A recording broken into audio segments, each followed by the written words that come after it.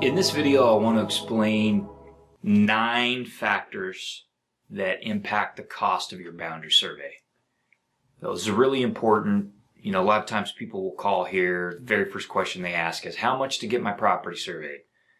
Well, the answer is always, it depends. I need more information.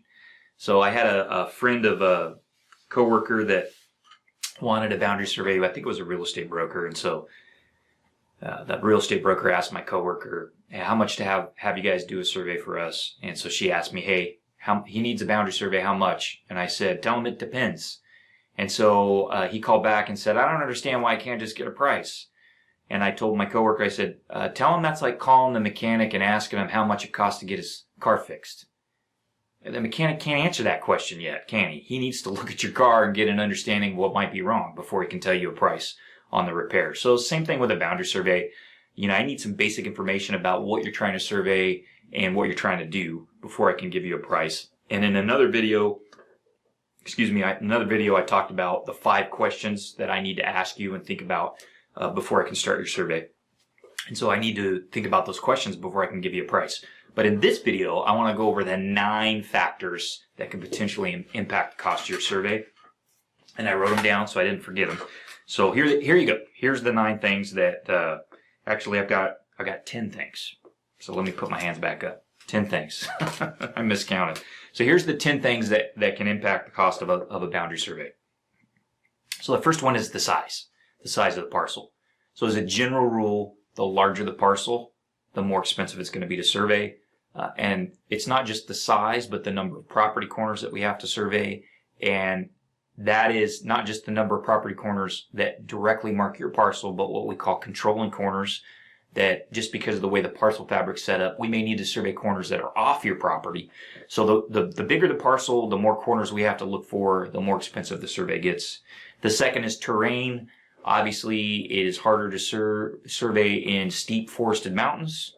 For example, we do surveys here at my company in the Sierra Nevada, some very rugged terrain there. That is going to be more expensive than surveying in downtown Oakdale, which is right next to my office and has easy access. So terrain is an issue. It's the schedule. So how fast do you need it? As a general rule, the faster you need it, the more expensive it's going to be. Sorry guys, my phone's going off there. The other thing is access. So how easily can we access the property?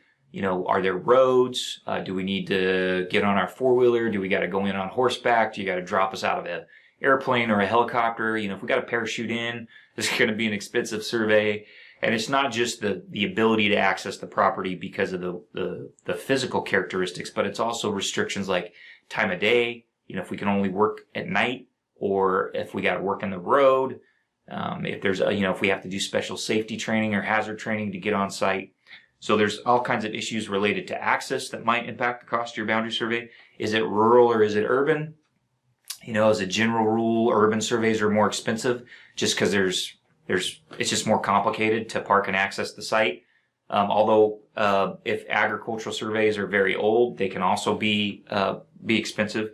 When was the date of the last survey? As a general rule, the more recently something has been surveyed, the less expensive it's going to be to resurvey. A lot of people are surprised at that a lot of property in the United States has never been surveyed, so it was created by deed and has never been put on the ground. A lot of people are surprised to hear that. And a lot of surveys especially in my part of California, a lot of property, especially ag property, hasn't been surveyed in 100 years or 150 years. So the longer it's been since your property was surveyed, the more expensive it gets to resurvey. Another factor is the likelihood that I'm going to find property corner monuments. So the more unlikely it is that I'm going to find property corner monuments, the more expensive the survey gets. That increases the uncertainty for me. It means I have to expand my search area. We have a really bad habit in California. Cities and counties have a horrible habit of paving over or just destroying monuments when they improve roads. So that's a major issue that we deal with.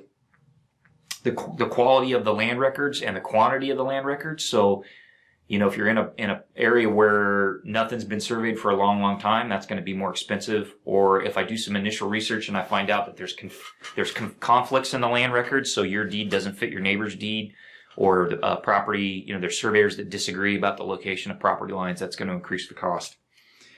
The intended use of the survey, so what you're going to do with the survey changes it.